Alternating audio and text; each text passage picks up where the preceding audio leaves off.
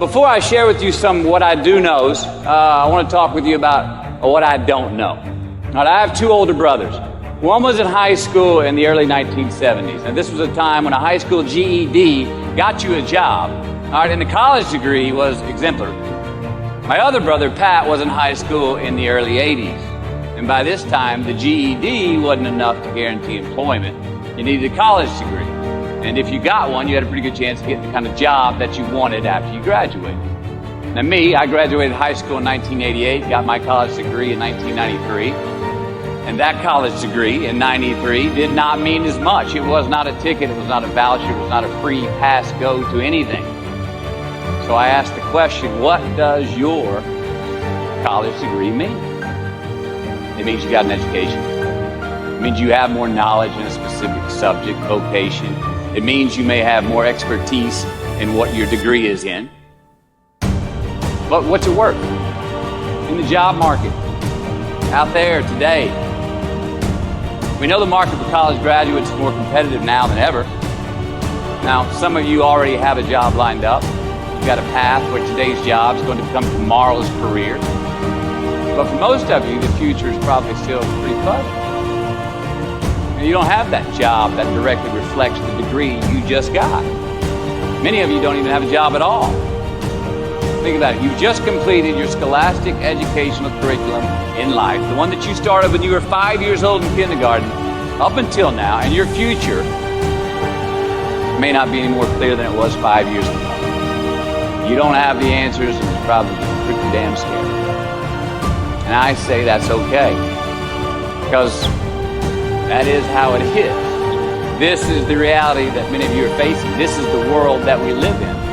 The sooner that we become less impressed with our life, with our accomplishments, with our career, with whatever that prospect is in front of us, the sooner we become less impressed and more involved with that and these things, the sooner we get a whole lot better at doing it. So, I'm going to talk to you about some things I've learned in my journey.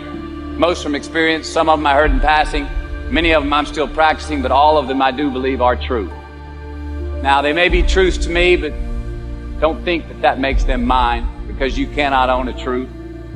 So please think of these as signposts, approaches, paradigms that give some science to satisfaction. They're yours to steal, they're yours to share, like into your own lives, to personally apply in your own lives, in your own way, should you choose to. So, here we go. Number one, this should come up on the Jumbotron. Life's not easy. Is it up there? Life is not easy. It is not. Don't try to make it that way. Life's not fair. It never was. It isn't now, and it won't ever be. Do not fall into the trap, the entitlement trap, of feeling like you're a victim. You are not. Get over it. Get on with it. And yes, most things are more rewarding when you break a sweat to get them. Number two. I love it. Unbelievable is the stupidest word in the dictionary. Should never come out of our mouths. Think about it. To say, oh wow, what an unbelievable play. It was an unbelievable book, an unbelievable film, an unbelievable act of courage. Really? It may be spectacular, it may be phenomenal, most excellent or outstanding. But unbelievable? Give others and yourself more credit. It just happened. You witnessed it. You just did it. Believe it. What about the other side of unbelievable? You know, that side when we humans underperform or act out of our best character. For instance, a man flies a suicide jet into the World Trade Center. Millions die from diseases every day that we have cures for. Bob the Builder swears that he's going to have your house built by Thanksgiving, and you can't move in until Christmas the next year. Our best friends lied to us, and we lie to ourselves all the time. Unbelievable? I don't think so. Again, it just happens, and it happens every day. Nothing that we Homo sapien earthlings do is unbelievable. And if there's one thing you can depend on people being, it's people. So we shouldn't be surprised. We, us, are the trickiest mammals walking the planet. I'm not worried about the monkeys. I'm worried about you and me. Happiness is an emotional response to an outcome. If I win, I will be happy. If I don't, I won't. It's an if-then, cause and effect, quid pro quo standard that we cannot sustain because we immediately raise it every time we attain it. You see, happiness demands a certain outcome. It is result reliant. And I say if happiness is what you're after, then you're going to be let down frequently and you're going to be unhappy much of your time.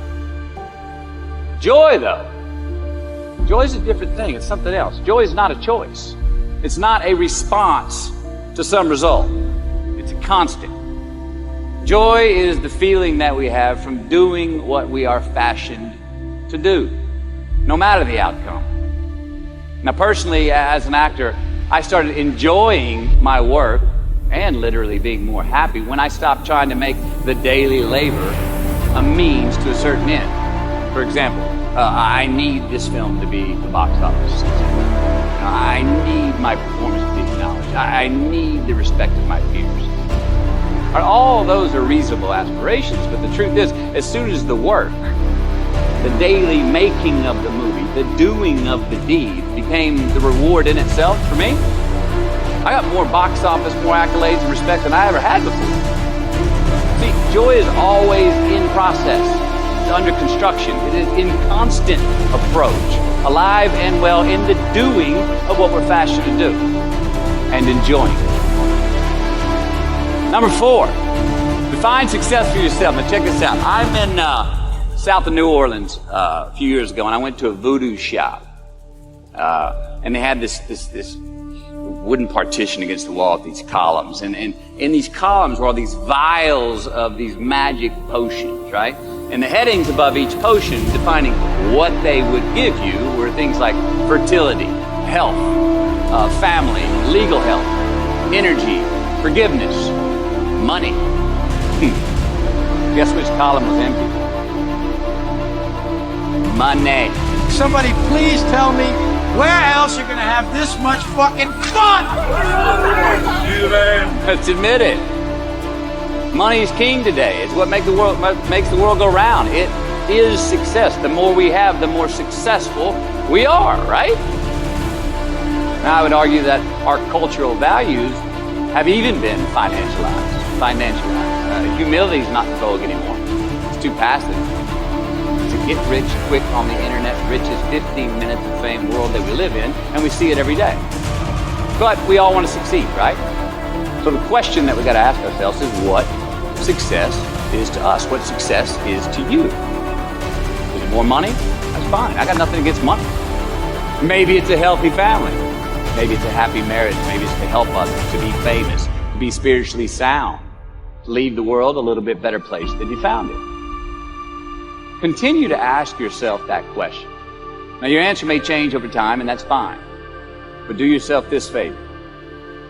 Whatever your answer is, don't choose anything that will jeopardize your soul.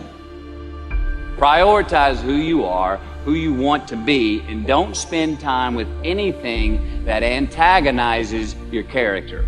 Don't drink the Kool-Aid, man. It tastes sweet, but you will get cavities tomorrow, all right? Life is not a popularity contest.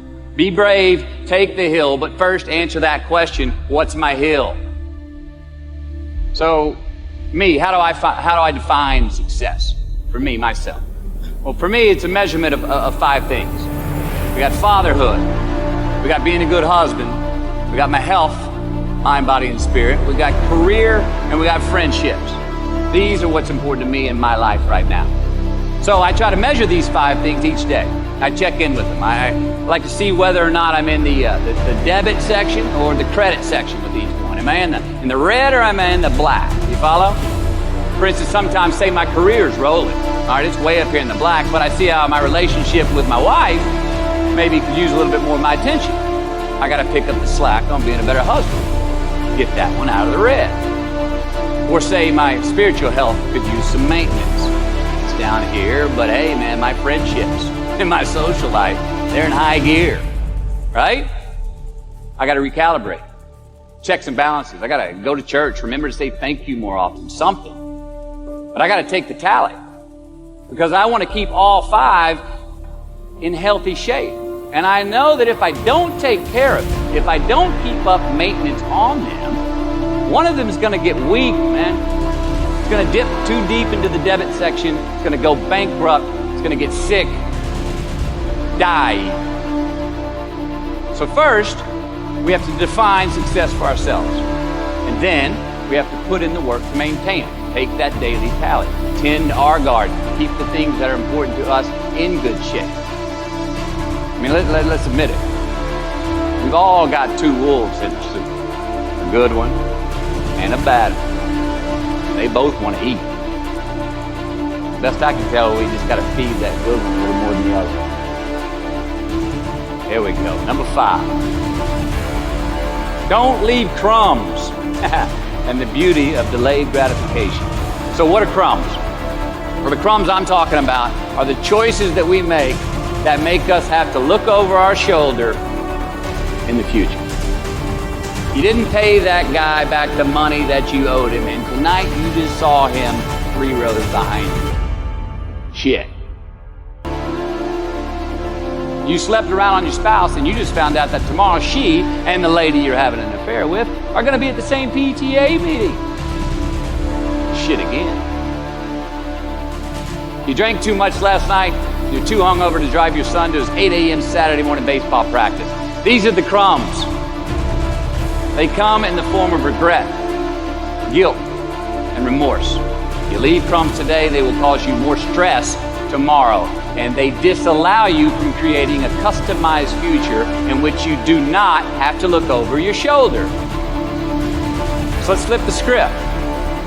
Instead of creating outcomes that take from us, let's create more outcomes that pay us back, fill us up, keep your fire lit, turn you on for the most amount of time in your future. These are the choices I'm talking about, and this is the beauty of delayed gratification. Tee yourself up. Do yourself a favor. Make the choices, the purchases today that pay you back tomorrow. Residuals. In my business, we call it mailbox money. If I do my job well today, and that movie keeps rerunning on TV, 5 years from now, I'm getting checks in the mailbox. It's a heck of a deal. So whether it's prepping the coffee maker the night before, so all you got to do is press the button in the morning, or getting ready for the job interview early so you don't have to cram the night before, or choosing not to hook up with that married woman because you know you're going to feel horrible about it tomorrow, and your husband carries a gun, or paying your debts on time so that when you do see that guy 3 rows back tonight, you don't have to hunker down in your seat hoping that he don't see you. Get some ROI. You know what that is? Return on investment. Your investment. You. Customize your future. Don't leave crumbs.